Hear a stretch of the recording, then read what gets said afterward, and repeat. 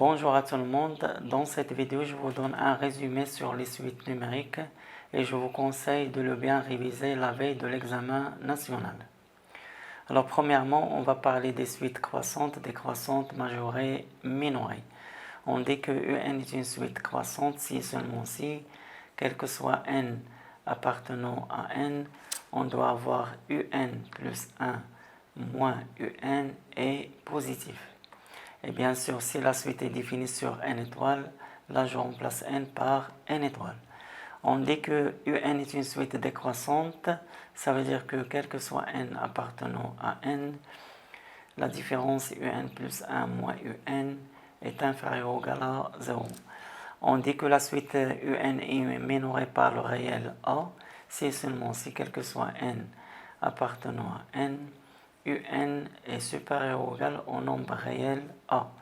UN est majoré par B, si et seulement si quel que soit n appartenant à n, UN est inférieur ou égal à B.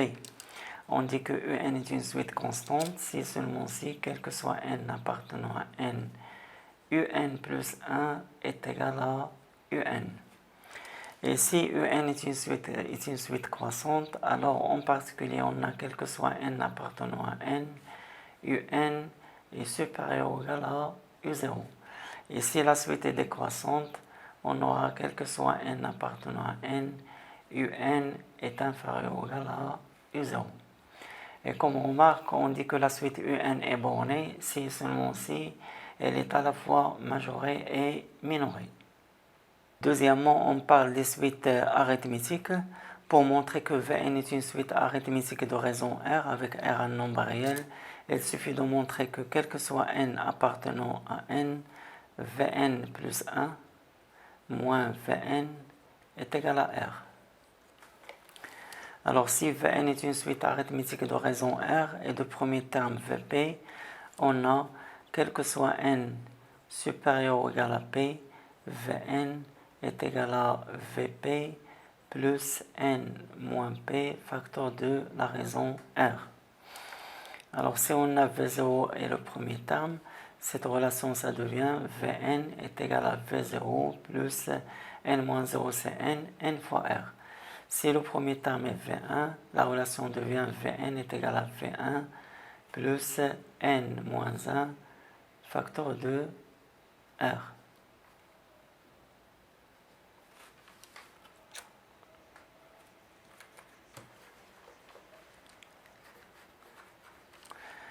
Soit Vn une suite arithmétique, et soit Q et N deux entiers naturels tels que Q inférieur ou égal à N. Alors on a cette somme-là de termes consécutifs, VQ plus 1 plus des pointillés jusqu'à Vn est égal au nombre de termes. Le nombre de termes c'est N moins Q plus 1, N moins Q plus 1.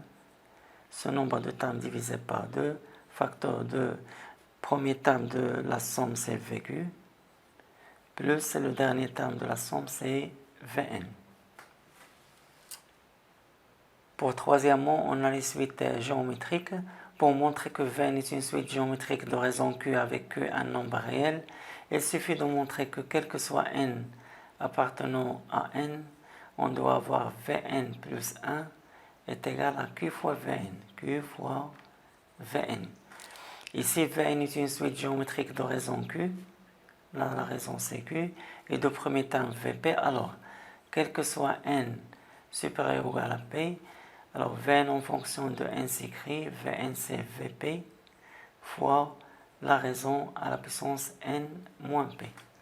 En particulier, si le premier terme est V0, cette relation devient Vn est égal à V0 fois Q à la puissance n moins 0, c'est-à-dire n.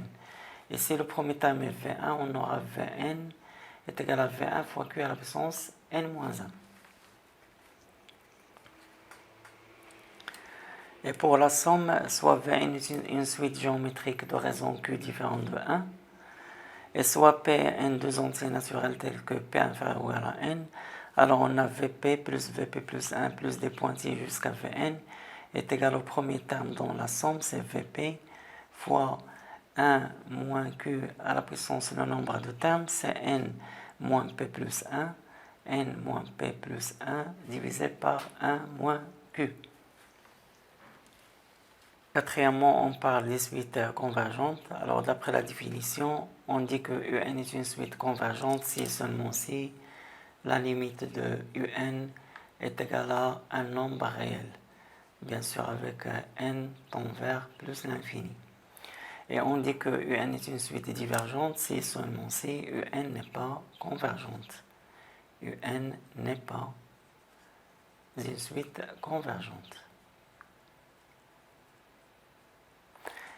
Alors, et on a une propriété qui dit que si UN est croissante et majorée,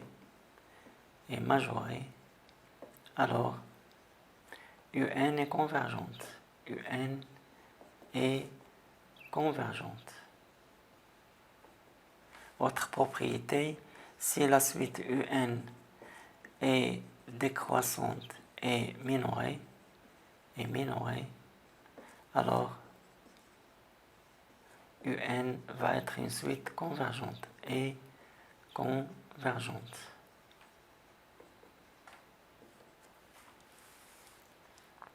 Cinquièmement, on va voir dans quelques cas comment calculer la limite d'une suite. Si Q est un nombre réel compris strictement entre moins 1 et 1, alors limite de Q à la puissance n lorsque n tend vers plus l'infini est égal à 0.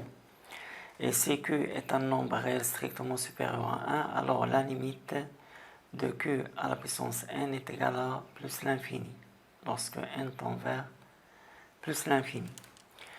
Alors, deuxième cas, soit f est une fonction continue sur un intervalle i de la forme AB fermée ou a plus l'infini ou moins l'infini a. Si f est continue sur l'intervalle i, et si f de i est inclus dans i, et si u0 appartient à i, et si quel que soit n appartenant à n, un plus 1 est égal à f de un, et si la suite un est convergente, alors la limite de un est une solution de l'équation f de x est égal à x dans l'intervalle i.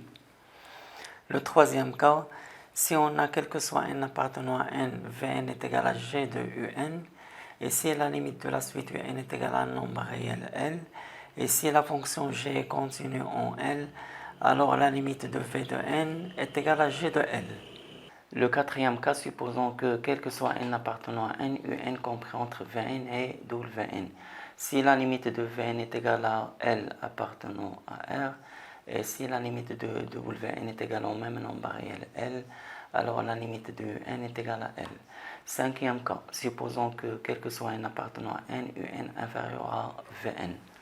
Si la limite de n est égale à plus l'infini, alors la limite de vn c'est plus l'infini.